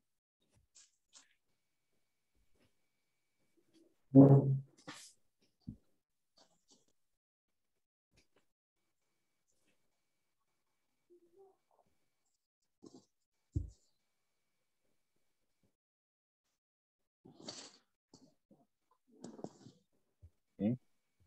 Nggak ada ya. Kalau nggak ada, mungkin saya ada satu tadi agak kurang jelas yang mengenai PT ya. Yang mengenai PT mungkin Bante bisa tampilkan lagi yang itu. Ada satu kata yang not of flesh gitu ya, bukan flesh kan daging ya atau jasmani ya. Itu sepertinya bahasanya Bante Tanisaro gitu ya, UK, Inggris UK gitu. Di mana ya? PT. PT yang bagian PT. Ini ya. Ini dia. Not of flesh. When a rapture ketika satu kegembiraan yang bukan jasmani ya, ini ya. Iya ya, bukan jasmani ya sebetulnya ya. Iya. Tapi ya kita tahu PT sih kalau di suta lain itu munculnya di sekujur jasmani ya, ada di satu suta juga. Sekujur ya. jasmani. Tapi ini malah PT yang not of the flesh ya. Nggak tahu. Ini suta Sangyuta Bojangga ya, Bojangga Sangyuta ya gitu Bante. Bojangga Sangyuta. SN 46 berapa ya ini? Ya mulai dari 46 sih. Mulai dari 46. Iya, mulai dari 4. Di kelompok 46 ya, mulai dari 1 sampai 178 kalau nggak salah. Oh, cuman spesifiknya di nomor berapa belum ya? Belum tahu ya.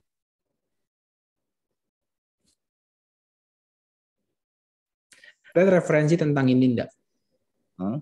Yang menyebutkan not of the flesh. Nah, justru ini saya nggak tahu nih. Mungkin kita harus lihat ke Palinya. Gitu ya. Itu PT yang bukan muncul bukan dari jasmani ya, kalau Inggrisnya gitu ya. Bukan dari jasmani. Muncul bukan dari jasmani. Iya.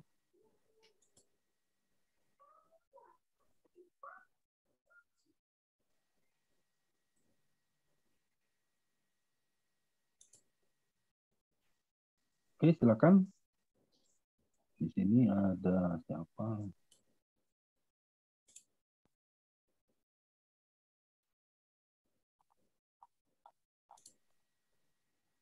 Oh, ada Dr. Kindela. Ada Pak Johannes.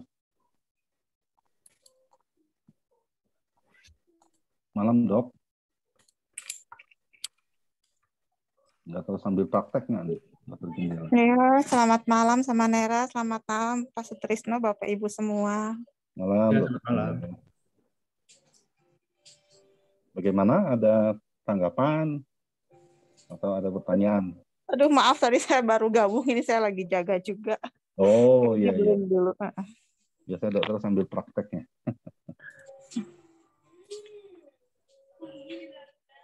Oke.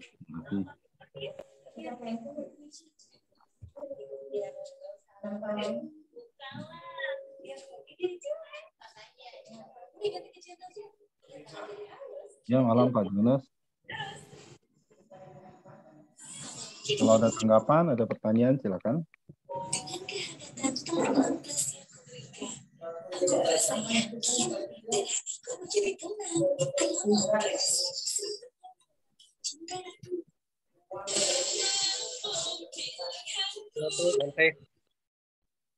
Oh, Korodes ya. Malam Korodes, silakan kalau ada pertanyaan. Di Sabta Bojangga kan ada yang ke-7 dengan yang ke-6 dengan yang ke-7. Samadhi dengan UPK. Iya. kira-kira apa perbedaannya gitu Bante antara samadhi dengan UPK di sini? Kok dibedakan gitu Bante? Samadhi dan UPK, oke.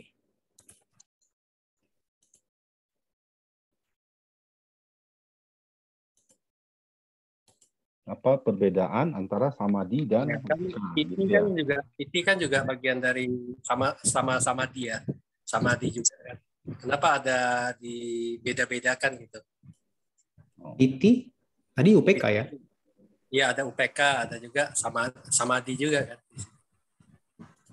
Ya, tadi kan penjelasan Bante Satta Bojangga dalam kaitannya dengan panca indera. Ya, itu kan kelompoknya PT, Ya. kemudian UPK, ada 4 ya tadi ya. Itu dikelompokkan dalam kelompok samadhi ya dalam panca indera gitu ya. Jadi mungkin apa bedanya gitu maksudnya Korodes ya. Di Satta Bojangga kan juga ada samadhi juga ya. Satta Bojangga ada yang ke-6. Iya. Dengan UPK-nya dengan PT-nya itu kan sebenarnya kan satu kesatuan gitu. Tapi kenapa dibeda-bedakan lagi? Apa ada tujuannya atau gimana? Nanti. Ya. Berkaitan dengan dalam kelompok samadhi ya, saya tampilkan ya, Ko Trisno ya. Ya, silakan Bante.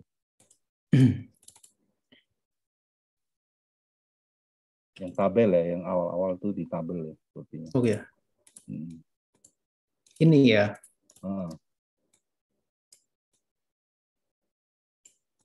Ya, Ibu Bapak dan teman-teman sekalian, apakah dalam kelompok samadhi yang merupakan manifestasi dari Pancabala, di dalam Satta Bojangga itu apakah ada pembedaan antara UPK dengan samadhi ya, sebagai faktor ke-6 dan ke-7 dalam Satta Bojangga?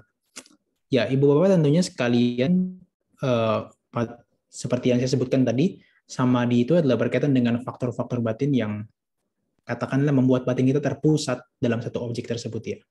Sementara ekagata adalah berkaitan dengan akibatnya daripada seseorang itu berkonsentrasi. Dia menjadi tenang seimbang. Dalam konteks ini adalah dia tidak terpengaruh oleh sesuatu yang menyenangkan dan tidak menyenangkan.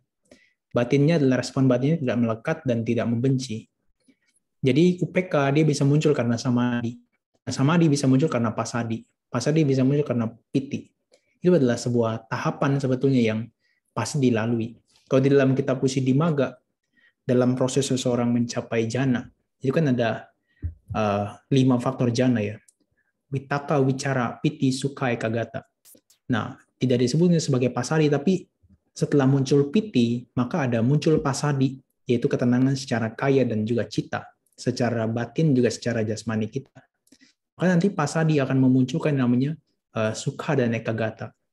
Ekagata itu adalah bagian daripada samadhi, membuat batin kita terpusat pada satu objek. Nah, itu adalah sebuah semacam rangkaian ya. Ya bukan harus dibedakan juga, tapi itu adalah satu tahapan yang memang harus dilalui seseorang. Batin-batin tertentu yang memang kondisinya itu dirasakan ketika momen ini, ketika momen ini, ketika momen ini, momen ini. Jadi patut dibedakan meskipun dalam sifatnya dia adalah sifat yang dalam konteks dia samadhi atau dia batin yang tenang. Batin yang membuat kita itu adalah rileks. Batin yang membuat kita itu pasif. Ya, jadi itu perlu dibedakan supaya kita tahu tahapan-tahapan kita. Ini merasakan piti, kemudian berikutnya adalah pasadi, kemudian berikutnya adalah sukha, kemudian adalah samadhi, dan juga UPK terakhir atau ketenangan seimbang batin kita. Ya, maka di dalam jana keempat itu kan berubah ya. Perasaan yang tadinya suka ketika dia redam, ketika bisa dilampaui perasaan suka dan juga dukanya, maka itu adalah yang muncul UPK. UPK yang berkaitan dengan UPK ini. UPK Bojangga ini yang terakhir. Begitu ya. Saya pikir pertanyaannya tadi adalah kenapa dari piti, pasadi, samadhi, dan UPK itu perlu dibedakan, padahal dia adalah kelompok samadhi. Jadi di sisi lain juga jawaban lainnya bisa dikatakan ini adalah dari perspektif yang lain. Ya, dalam konteks yang lain, dalam konteks Satta Bojangga kan dibahasnya secara 7 hal. Kalau dalam Pancindriya hanya 5 hal. Nah, 5 hal khususnya yang dalam konteks samadhi itu dijabarkan dalam 4 tahap ini. Lebih detail supaya kita tahu prosesnya. Ya. Terima kasih. Ya, baik. Terima kasih, Bante. Gimana, cukup jelas? Terima kasih. Ya mungkin tadi Bante ada kaitkan dengan samatha dan vipassana ya Bante ya. Apakah samatha itu 4 bagian ini, sedangkan vipassana itu yang bagian dari sati, dhammawicaya, dan wirya gitu Bante. Bisa nggak kita dikelompokkan seperti itu? Kaitan yang tadi Bante paparkan. Sorry, samatha berkaitan dengan 4 hal. Samatha dan vipassana. Jadi samatha itu kan di pitinya, di pasadi, di samadhi, dan di upeka gitu. Oh, itu bukan samatha ya, itu samadhi yang saya klasifikasikan samadhi, bukan samatha. Oh, tadi bukan samatha dan vipassana ya dengan... Oh, itu kan dalam konteks anapanasati ya, yang 12 dan 4 itu ya. Iya, bukan dikaitkan di ini ya Bante ya. Satta Bukan. bojjhanga ini, samatha dan vipassana. Bukan dalam konteks itu ya. Tapi apakah memungkinkan di penerapan di Satta Bojjhanga itu mencakup ini, 2 hal ini, samatha dan vipassana Oh ya, juga? pasti. Bahkan disebutkan di dalam Anapanasati Sutta, dari mulai tahap pertama sampai 12 itu kan bisa disebutnya sebagai samatha atau vipassana bahkan. Berarti 7 faktor pencerahan ini itu bisa muncul ketika kita mempraktikkan samatha dan juga vipassana. Dan 4 tahap yang berikutnya daripada Anapanasati Sutta itu kan berkaitan dengan vipassana. Yang kita merenungkan anicca, kemudian viraga, nirodha, dan patinisaga. Itu adalah vipassana. Itu kalau ditanya makanya samatha atau vipassana, 7 faktor pencerahan ini apakah termasuk? Pasti termasuk. Hanya saja tidak diklasifikasikan berkaitan dengan 7 faktor pencerahan ini apakah samatha atau vipassana. Ya, saya hanya bilang 4 yang tadi dalam konteks batin yang pasif itu adalah samadhi, membuat kita tuh relax, membuat kita tenang ya. Membuat kita menjadi tenang. Jadi bukan samatha ya. Kalau samatha itu kan redam ya. Istilahnya kan redam ya. Istilahnya yang tadinya bergejolak dia menjadi redam. Tenang. Ya. Jadi simpulannya apakah dia melaksanakan samatha ataukah dia melaksanakan vipassana, ya 7 ini harusnya muncul gitu ya Bante ya. Pasti muncul ya. Muncul. Pasti muncul. Kalau benar, Terintegrasi. gitu. Dia terintegrasi atau dia memang berurutan pengkondisian, misalnya wirya, dhammawicaya. Dhammawicaya di sini maksudnya seperti apa Bante? Yang diselidiki itu nama dan rupa itu yang seperti apa gitu tekniknya Bante? Ya, konteks yang lebih spesifik barangkali napas masuk keluar itu ya. Ya, dhammawicaya kan bisa diterapkan karena ada muncul sati tadi kan. Sati sebagai pengkondisi awal, muncullah dhammawicaya. Dhammawicaya artinya dia mempelajari secara komprehensif daripada objek meditasinya, ya kan? Kalau mindfulness kan sati ditegakkan kepada 4 hal tadi. Apakah kepada jasmani, perasaan, pikiran, dan objek pikirannya, ya kan? Keempat-empatnya ini barangkali saya perlu tampilkan ya. Yang 4 lebih spesifik tadi. Bentar ya.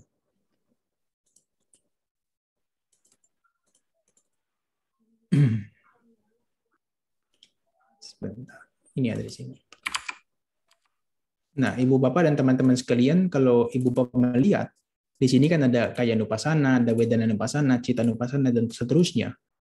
Ini adalah bagian-bagian dari satipatthana. Ya, ini bisa diperhatikan apakah pada pernapasan aja, ya kan? Yang tadi kita spesifik bahas dalam Anapanasati Sutta, atau Ibu Bapak mau memperhatikan tentang 4 postur berdiri, berjalan, duduk, kemudian berbaring, ataupun ya yata-yata panasa kayo hoti, ya dalam konteks jasmani yang bergerak seperti apapun, itu bisa diperhatikan. Atau hanya kesadaran kewaspadaan penuh ketika jalan, ketika maju, ketika mundur, dan sebagainya. Atau berkaitan dengan 31 bagian tubuh, ini adalah ketika mindfulness sati diterapkan di dalam satu dari saya jumlahkan ya. 6, 14, 3, 17, 21 ya, 21 bagian, Ibu Bapak mau menerapkan di bagian manapun, apakah dalam nafas, kemudian dalam perasaan, dan seterusnya, Ibu Bapak mau menerapkan di bagian manapun, itu membuat kita itu nanti akan muncul dhammawicaya, mempelajari secara komprehensif berkaitan dengan objek tersebut. Nah, tadi makanya dikatakan apakah bojjhanga tadi, satta bojjhanga tadi, itu terintegrasi atau dia muncul secara pengkondisian. Satu sisi dia dalam framework tertentu adalah muncul karena pengkondisian. Ya, dari Sati dia muncul Dhammavicaya dan seterusnya sampai tadi yang saya katakan sebagai UPK. Tapi di satu sisi juga ketika kita secara praktisnya mempraktikkan mengamati katakanlah nafas, maka dia terintegrasi, dia secara tidak langsung muncul. Ketika kita mengamati napas masuk, ditempatkan penegakan perhatian kita, mindfulness kita pada napas masuk, keluar, masuk, keluar, masuk, keluar. Secara nggak langsung. Itu Dhammavicaya membuat kita itu kan menempel ya, batin kita menempel pada objek. Dia akan tahu, oh ini napas panjang, ini napas pendek, ini napas kasar, napas halus, dan seterusnya. Nah, nanti akan muncul pengondisian lainnya, muncullah kegembiraan. Kegembiraan piti ketika kita mengamati napas masuk keluar tadi. Dari piti nanti muncul yang seterusnya lagi. Dan demikian itu bisa muncul dikatakan sebagai pengondisian, dan juga dalam satu sisi adalah terintegrasi. Ya, itu jawaban saya. Terima kasih. Baik, cukup jelas, Kak Rodes? Ya, makasih Bante.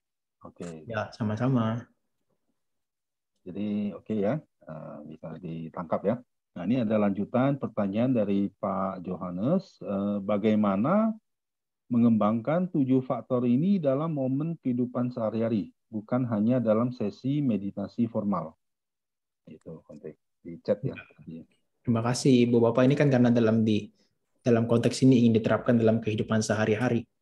Ya, barangkali di pertemuan berikutnya kalau saya banyak kesempatan lagi, bagus banget kalau kita bisa bahas untuk sebab-sebab atau faktor-faktor yang bisa mendukung kemunculan dari 7 faktor ini. Jadi setiap faktor ini dalam kitab komentar Satipatthana Sutta itu dijelaskan untuk kemunculannya ada faktor-faktor tertentu yang harus dikembangkan. Tapi bagaimana cara mengembangkannya dalam kehidupan sehari-hari, bukan hanya dalam sesi meditasi formal, ya bisa aja kita menempatkan mindfulness yang paling utama terhadap setiap kita beraktivitas. Katakanlah ketika kita berjalan, maka ketika kita berjalan kita akan tahu dengan secara tidak langsung Dhammavicaya hadir di sana. Oh, saya tahu saya sedang berjalan. Kaki melangkah, meskipun tidak spesifik mengatakan secara detail kaki melangkah dan seterusnya, tapi setidaknya kita tahu ketika diarahkan pada momen kita berjalan, maka dia Dhammavicaya akan muncul secara berkesinambungan bahwa kita sedang berjalan dan seterusnya kita tahu, meskipun tidak terlalu detail. Dan kalau misalnya seperti itu, kita akan bisa rasakan piti dan seterusnya dia akan muncul meskipun dalam intensitas yang tidak terlalu mendalam seperti dalam konteks kita meditasi secara intensif. Ya, jadi memang nggak bisa dibohongi ya, intensitas daripada 7 faktor pencerahan ini ya tergantung cara kita melatihnya. Kalau dalam keseharian, kalau kita hanya sekedar dalam sehari-hari, dia tidak bisa seintens dalam kita melatih di dalam masa-masa retreat atau meditasi yang secara intensif. Itu nggak bisa dibohongi tuh.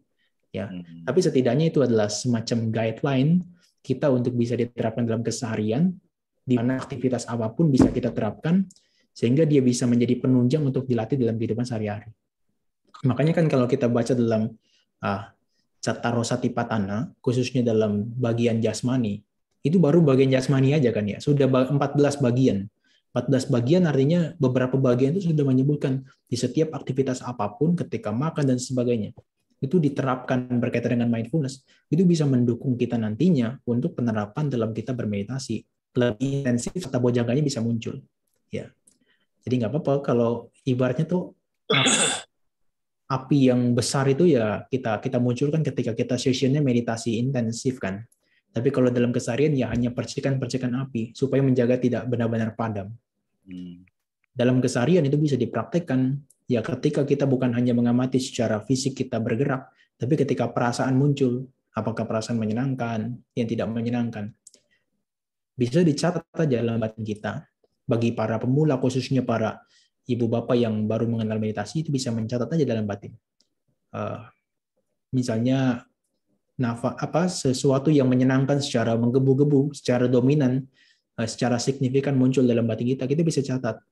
Senang, senang, senang. Nah, ketika kita muncul pengamatan atau pencatatan dengan senang, senang demikian, maka 7 faktor pencerahan itu sudah secara otomatis bergabung muncul. Tadinya kita yang menggebu-gebu, ya kan, batin kita yang menggebu-gebu. Ketika dicatat senang, senang, maka dari mindfulness, Dhammavicaya terus dia akan mencatat gerak-gerik perasaan senang tadi yang muncul dan lenyap. Nah, itu bisa menunjang untuk pelatihan kehidupan sehari-hari. Dan bukan hanya perasaan, tapi juga gejolak pikiran. Apakah pikiran yang dipenuhi nafsu, apakah pikiran yang dipenuhi dengan kegelisahan, kecemasan, kemudian juga berkaitan dengan kebencian, itu bisa juga dicatat dalam konteks seperti tadi. Bisa dengan noting atau labeling ya Bapak, misalnya dalam keseharian, misalnya cocok dengan noting atau labeling tadi, dicatat dalam batin itu bisa.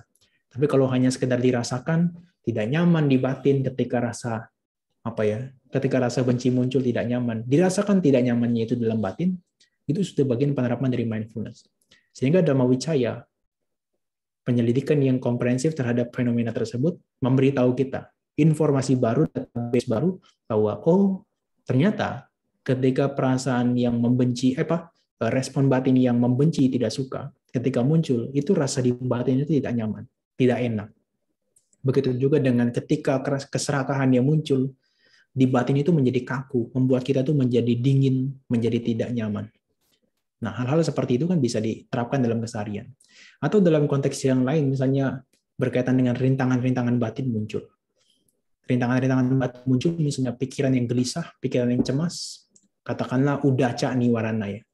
Rintangan batin yang berkaitan dengan kegelisahan, ketika muncul, yang dalam konteks ini barangkali sangat sering dirasakan yang sebagai anxiety atau panic attack ya. Nah, ketika itu dirasakan bisa dicatat aja dalam batin. Panik, sampai membuat nafas kita tuh jadi lebih rileks. Karena biasanya kalau nafasnya tidak teratur, kemudian panik nggak akan membuat kita tuh cenderung gelisah dan kita sulit bernafas tuh. Nah, ketika itu bisa dicatat dalam batin kita dan membuat kita lebih rileks, itu membuat kita juga menegakkan yang namanya 7 faktor pencerahan tadi. Ada mindfulness, kemudian juga ada Dhamma Wicaya, yaitu penyelidikan atau investigation, dan seterusnya sampai membuat kita tuh jadi lebih tenang secara batin dan jasmani, buat kita terkonsentrasi pada objek tersebut, buat batin kita lebih seimbang, tidak bergejolak. Saya pikir itu teman-teman sekalian barangkali bisa punya contoh-contoh yang lain. Ko Sutrisno barangkali yang lebih familiar dengan kehidupan rumah tangga ya. Saya nggak harus saya kasih contoh ya. Ko Sutrisno barangkali bisa kasih contoh. Terima kasih.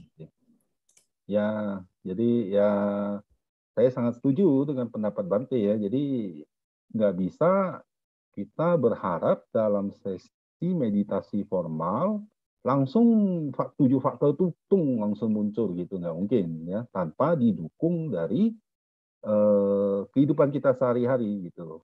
Ya kan, ibaratnya misalnya kalau dari pagi sampai sore sibuk terus, kita berharap nanti malam begitu duduk bisa konsentrasi. Nah itu sepertinya sulit gitu ya. Saya ingat pernah baca di komentar Mahasatipatthana atau di Visuddhimagga, bahkan seorang biku yang ingin berharap latihan meditasinya terkonsentrasi betul, dia mulai dari bangun, ya kan, misalnya dia melatih objek meditasi napas, bangun, pergi ke stupa untuk namakara, kemudian lanjut ke pindapata.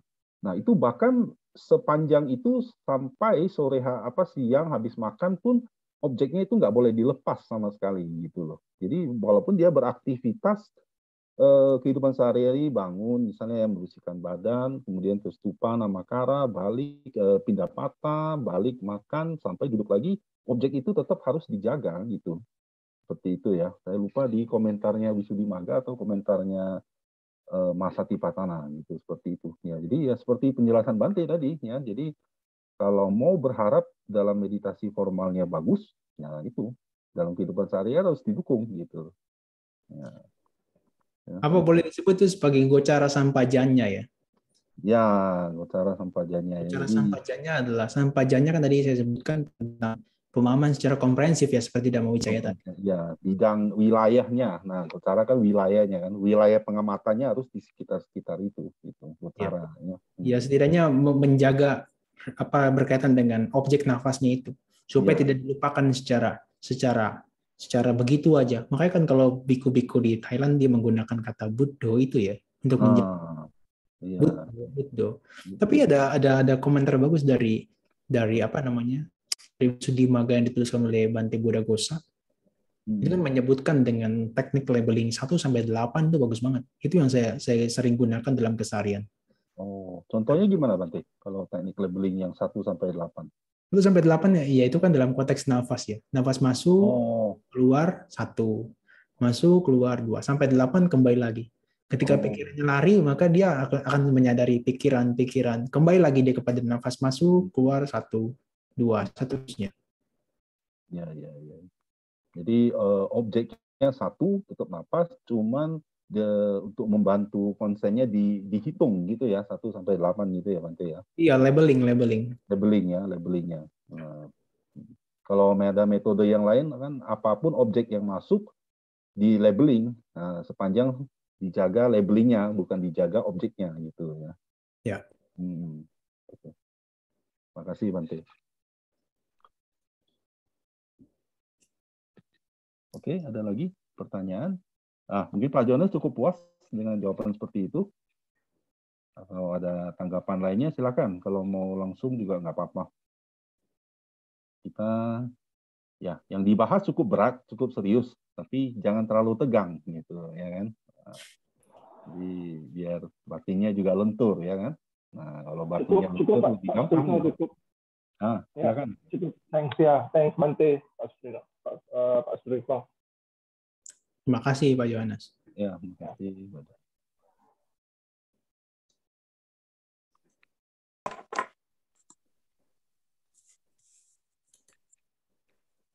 Oke, ada lagi? Ya, satu Bante. Untuk Anapanasati Bante. Ya. Kenapa bukan 4 Satipatthana yang lebih erat korelasinya dengan Dhamma Wicaya? Kenapa justru jadi Anapanasati Bante? Sorry, gimana? Kenapa bukan 4 Satipatthana itu sendiri yang lebih erat korelasinya dengan Dhamma Wicaya ketimbang Anapanasati Bante? 4 itu dengan Anapanasati. Anapanasati kan hanya salah satu bagian. Maksudnya kaitannya dengan Dhamma Wicaya ya, gitu ya. Ya. Dhamma Wicaya tadi lebih erat kaitannya dengan Satipatthana. Satipatthana kan lebih erat kaitannya ketimbang dengan Anapanasati gitu. Karena tadi Bante menghubungkan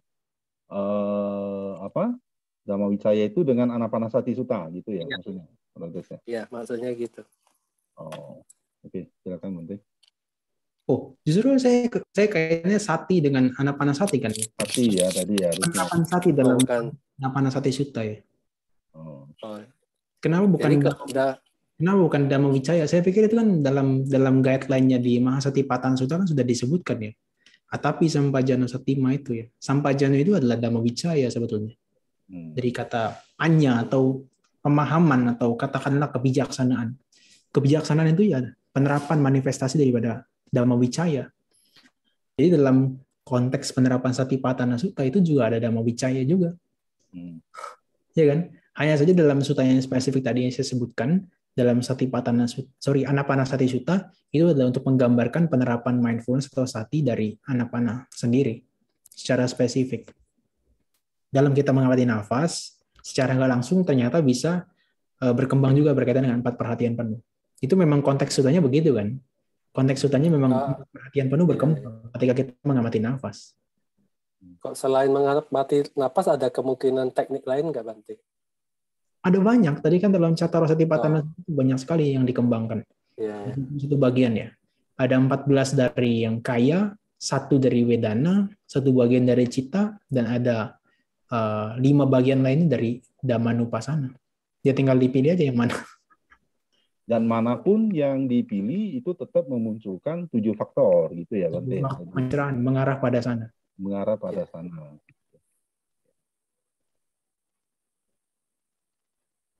Membingungkan ya? Enggak sih Bante.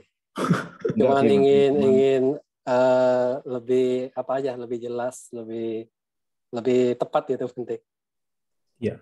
Dan kita perumah tangga kan setiap momen sehari-hari kan kita itu mengalami apa yang dikatakan pekerjaan. Ya, kita itu nggak sepenuhnya terasing dari gangguan lah, seperti pancaniwarana itu sendiri gitu. Ya. Jadi gimana tipsnya gitu, Bante? supaya antara saya bahas secara asal nanti nggak dapat komprehensifnya. Ini kan ada pembahasan sendiri kalau pancaniwarana. Gitu, Bante. Iya, Bante. Ya. Mengatasi pancaniwarana ada sendiri ya. Kalau dalam minimal tuh ada 6 ya kalau saya nggak salah ya. Niwarana masing-masing itu di dicegah dengan 6 hal. Tapi niwarana itu kan bisa diatasi dengan faktor-faktor jana kan. Faktor-faktor jana tertentu kan. Contohnya ketika batin terlalu cenderung mengejar objek yang katakanlah objek indriawi, kamacanda itu begitu kuat muncul, itu kan bisa diatasi dengan ekagata kan. Ekagata adalah kembali lagi pada objek meditasi. Batin yang tadinya terpencar pada objek indera, pada objek-objek yang menyenangkan, kamacanda muncul, maka kita ada intervensi ketika kita dalam keseharian, balikin lagi tuh pada objek yang membuat kita tuh menjadi lebih tidak mengejar panca indera, membuat batin kita terpusat. Maka tuh kita sebut sebagai ekagata, membuat batin kita menyatu dalam satu objek tersebut. Nah itu kan bisa intervensi yang seperti itu kan. Nah kalau dalam pencegahannya kalau saya sebut adalah preventifnya itu masing-masing ada 6 tuh, 6 faktor yang bisa mengatasi yang berkaitan dengan warana tadi. Tapi dalam kita keseharian itu bisa diatasi kan. Ketika kita lagi dalam konteks wicikica, khususnya kita ragu-ragu, ya kan kita bisa memunculkan yang namanya wicara ya kan. Kita mengamati yang berkaitan dengan objek tersebut. Katakanlah orang itu ya, orang di depan kita muncul tuh. Kemudian kita nggak pernah lihat dia. Dan kita nggak pernah lihat dia, kita asing rasanya. Kemudian dia ngajak kita bicara dan kita semakin asing. Kita bisa mengamati orang tersebut. Dari atas sampai bawah, kemudian kita akan mempelajari orang ini siapa, kira-kira kita kenal nggak. Kalau kita nggak kenal kan kita bisa tanya dia siapa, dan seterusnya. Itu adalah wicara, kita berusaha mengenali orang tersebut secara komprehensif, secara keseluruhan. Nah itu bisa mengatasi keraguan kita. Nah itu baru keraguan yang sifatnya 6 indera kan. Nanti bisa mengatasi keraguan yang sifatnya adalah untuk spiritualitas kita. Jadi ada banyak intervensinya ya. Intervensi yang secara preventifnya atau represifnya dalam kita mengatasi niwarana itu. Saya pikir dalam satu session ini nggak akan mungkin dibahas secara utuh. Jadi kalau saya jawab mungkin juga asal-asalan aja jawabnya. Terima kasih. Baik, Bante. Terima kasih, Bante. Ya.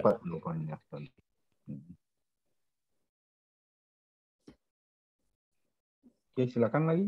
Kalau ada kurang puas, masih ada 6 menit kita waktu masih panjang. Atau teman-teman yang lain silakan.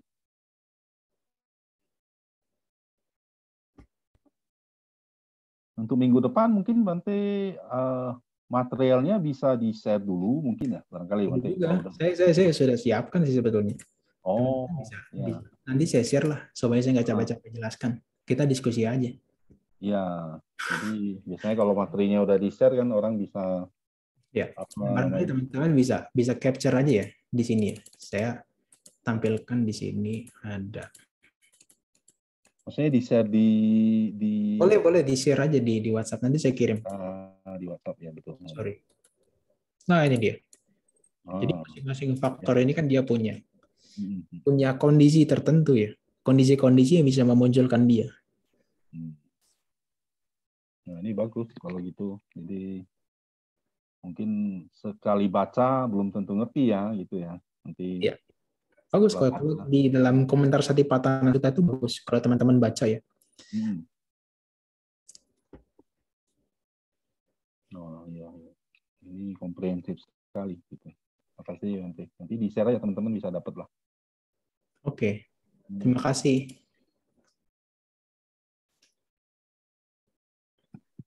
Oke, ada lagi?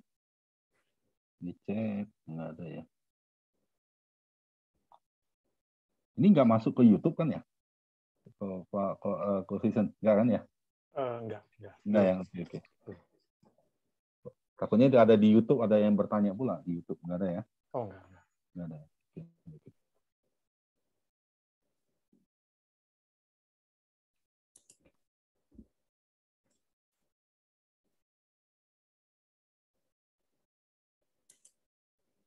Atau mungkin ada saran dari teman-teman. Nah, itu apa kita seperti jalannya seperti ini aja, atau mungkin ada variasi yang lain lah gitu ya. Jadi kan ya umum sih ini ya paling bagus seperti ini, ada penyampaian dhamma, ada tanya jawab gitu. Tapi atau mungkin ada saran tambahan lain gitu. caranya seperti apa. So, tadi saya pikir kan materinya di-share duluan, jadi teman-teman bisa baca. Nah, setelah baca kurang ngerti bisa dijelaskan. Nah, mungkin bisa lebih ya gitu. Ini Oma, rekaman bisa dilihat dari mana? Nah, itu mesti tanya Kosisen tuh. Ya, itu nanti kita atur ya, maksudnya di-upload kemana gitu, akan diinfo lebih lanjut. Oh iya, iya. Boleh. Kalau di-share di WhatsApp rasanya mah terlalu besar ya filenya ya, susah itu mah. Ya, jadi nanti di-upload di YouTube aja. Nah, di-upload di YouTube boleh. Ya. Boleh.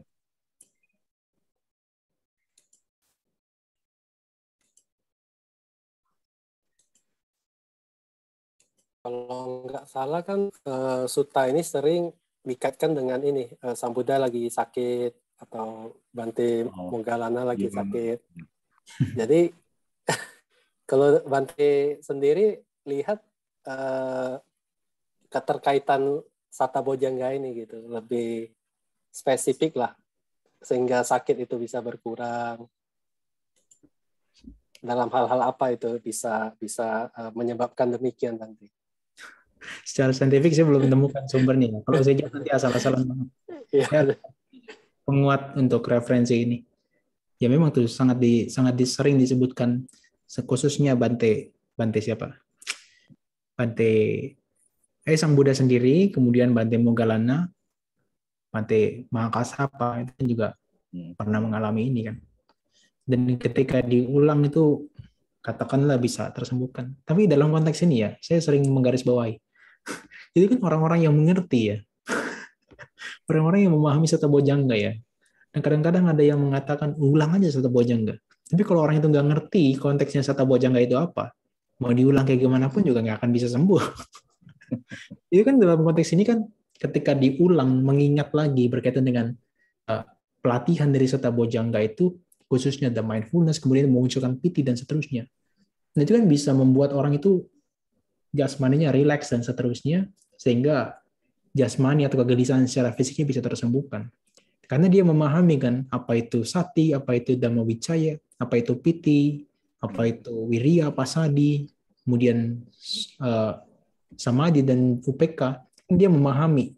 Apalagi Sang Buddha sendiri kan, yang dikatakan Sang Buddha itu adalah sangat memahami berkaitan dengan Sata Bojjhanga. Di antara yang lain, Sang Buddha sangat memahami.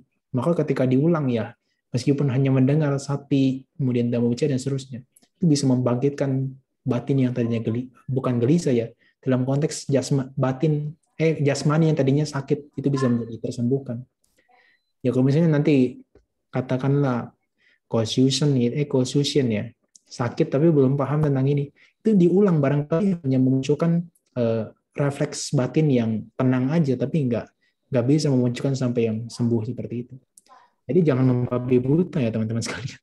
Sakit dibacakan ini terus nanti ya kenapa nggak sembuh-sembuh ya? Ya karena mungkin ada pemahaman yang di sana yang belum terbangun dari Sata Bojjhanga ini.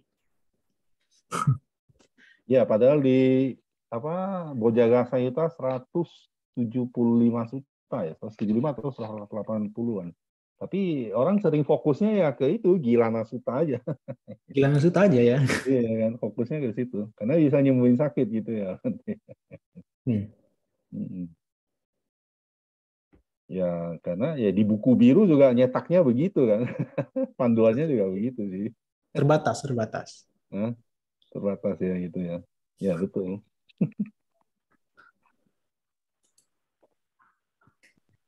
Ini ada chat.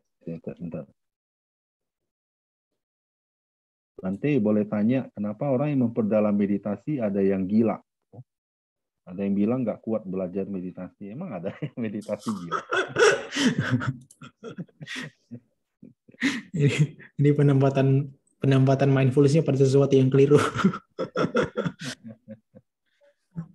Padahal sudah diberikan ya guideline-nya kan dalam Cattaro Satipatthana ini kan sudah dikasih guideline. Bante. Ya, silakan, Pak Jonas. Ya, biasa Bante berlatih meditasi vipassana itu gimana ya biasanya? Kalau biasanya tadi Bante bilang setelah mencapai apa ya kayak jhana atau apa baru dipakai buat vipassana. Itu biasa orang atau Bante sendiri pakainya gimana ya? Meditasinya itu loh, buat vipassananya itu, bagian vipassananya itu.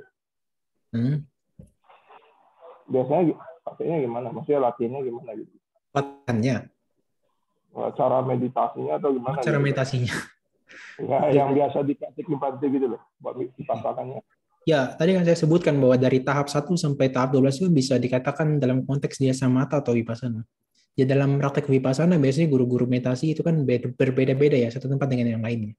Kalau di tempat pelatihan saya biasa dulu di Batu itu adalah ya dengan abdomen keluar masukin nafas itu bisa dianalisa dengan kerasnya, kemudian dorongan, tarikan dan seterusnya. Dan kemudian juga dalam aktivitas keseharian itu menjaga mindfulness. Ya utamanya bagi saya adalah untuk mengembangkan mindfulness itu ya. Mindfulness dikembangkan dalam keseharian sedetail mungkin sehingga dalam tahapan meditasi formal yang intensif dalam katakanlah duduk, jalan secara intensif itu bisa dengan jelas lebih clear dalam kita melihat, dalam kita mengamati dan membedakan antara batin dan jasmani dan seterusnya. Pelatihannya kalau menurut saya ya dengan nafas bisa dengan apa namanya kembung kempis perut juga yang sering dilatih di Batu itu juga bisa. Utamanya adalah untuk mengembangkan mindfulness. Nah, kalau konteks yang sudah apa tadi Anapanasati tahap 13 sampai 16 yaitu sudah mengarah pada vipassana untuk pelepasan daripada kotoran batin. Tapi kan kalau kita ini kan kotoran batin itu kan ada di yang terlepasnya secara sementara ya, wikambana pahana dihancurkan secara sementara ya. Katakanlah rintangan-rintangan batin kan redam. Nah, barangkali yang sering terjadi itu adalah rintangan-rintangan batin dalam keseharian meditasi intensif itu dia menjadi redam. Menjadi batin kita tidak terlalu bergejolak. Untuk mendukung kita pelatihan melihat lagi batin dan jasmani kita terus-menerus. Ya untuk session sistem pelatihannya dalam sehari ya saya rasa nggak terlalu beda dengan yang pada umumnya ya. Bangun jam 3 sampai jam 9, ya meditasi jalan duduk selama 1 jam terus-menerus begitu terus. Berganti-gantian kemudian juga ada session makan, kemudian ada session kita mandi. Yang terpenting mindfulness itu tidak dilupakan begitu. Apapun objeknya bisa dicatat secara yang dominan muncul pada saat itu. Katakanlah lagi mandi kita ambil gayung, kemudian kita menyiram badan kita rasa dingin kita catat dingin.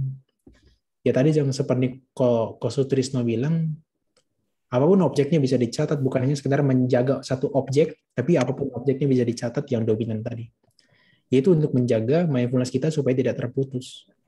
Karena kalau sudah putus di satu momen itu rintangan batinnya itu nggak bisa terkira tuh sampai kapan dia munculnya. Ya sulit untuk diredamkan lagi. Maka itu untuk redamnya niwaran atau rintangan batin. Ya kita perlu untuk menjaga mindfulness dari waktu ke waktu. Maka kalau dalam istilah yang sekarang itu momentary concentration ya. Apa namanya? Khanika samadhi. Begitu ya. Jadi dalam yang dilatih dalam pelatihan vipassana biasanya mereka mengembangkan khanika samadhi atau konsentrasi saat demi saat. Ya apapun objeknya yang dominan yang mereka catat, yang mereka ketikkan. Demikian. Kok siapa tadi yang tanya? Johannes. Oh ya, terima kasih. Thanks. Ya. Jadi pokoknya apapun mau yang dipilih tempatnya apapun ya pokoknya yang utama ya sati ya seperti penjelasan tadi itu ya mindfulness-nya yang nggak terputus ya Bante ya.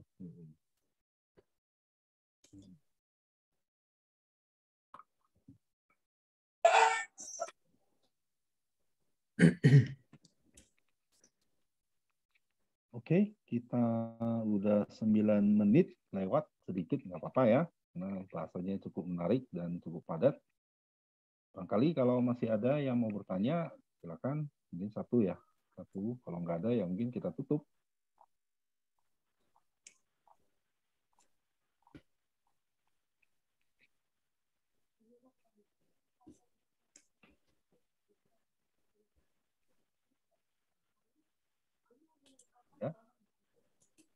Nggak ada ya? Nggak ada ya, mungkin cukup ya untuk hari ini. Kita ketemu lagi nanti Kamis ya, Kamis depan. Ya, oke, kita ketemu lagi. Mungkin kita ada Patidana atau apa ya? Nggak usah ya? Atau nama Karapatha aja atau gimana? Menurut Bante. Ya, barangkali saya sampaikan sedikit ya, boleh ya? Ibu Bapak dan teman-teman sekalian, ini kan baru pertama sekali ya saya mengenal Ibu Bapak dan seterusnya. Barangkali kalau penjelasannya kurang kurang sulit atau kurang mudah dipahami atau sulit dipahami, mohon maaf ya karena saya belum melakukan survei dengan kelompok ini sebelumnya. Karena kan saya belum tahu maksudnya ukurannya yang perlu dibahas seperti apa. Saya cantumkan materinya yang secara umum aja begitu. Kalau kurang dipahami, mohon maaf. Nanti next session bisa dikasih masukan ke saya sehingga saya bisa sesuaikan penyampaian saya dan seterusnya. Terima kasih.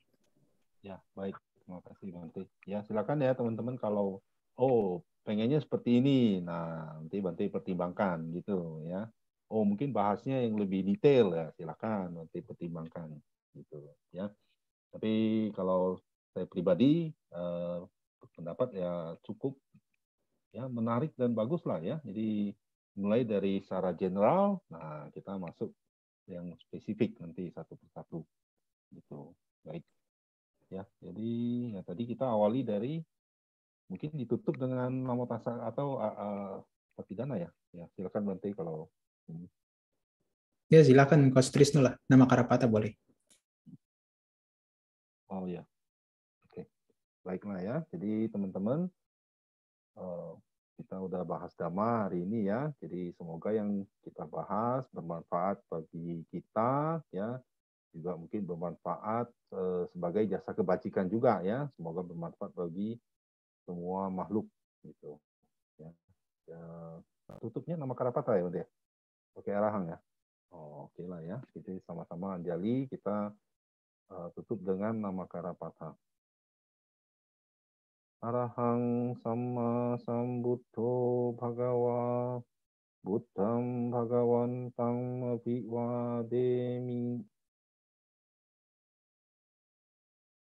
Swakato bhagavata dhammo dhammang namassami Supatipanno bhagavato sawaka sangho sanghang namami Sabbe sata bhavantu sukitata. Semoga semua makhluk berbahagia. Semoga semua makhluk bisa turut menikmati jasa kebajikan ini. Satu, satu.